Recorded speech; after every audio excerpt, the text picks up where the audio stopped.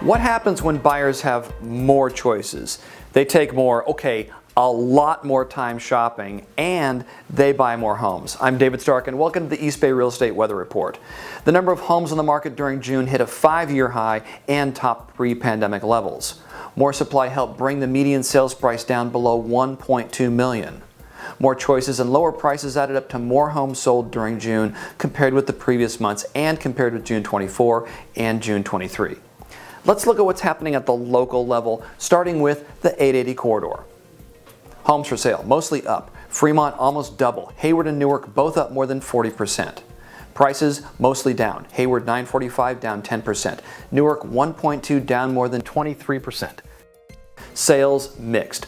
Albany, Berkeley, Castro Valley all up. Newark down more than 25%.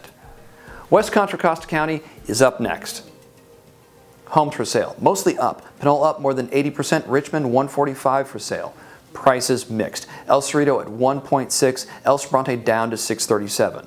Sales mixed. Pinole up, Richmond down slightly. Let's look at Central Contra Costa County. Homes for sale, mostly up. Concord and Pleasant Hill both up more than 40%. Prices mostly down. Clayton 1.1 down more than 25%.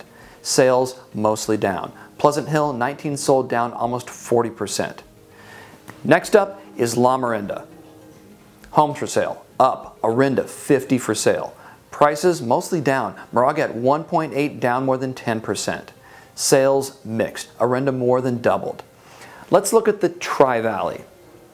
More homes on the market everywhere. Dublin 58 for sale, up more than 80%.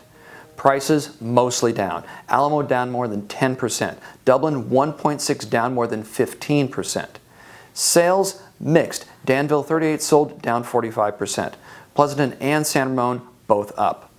Let's wrap it up in the Delta. Homes for sale up everywhere. Discovery Bay 112 for sale.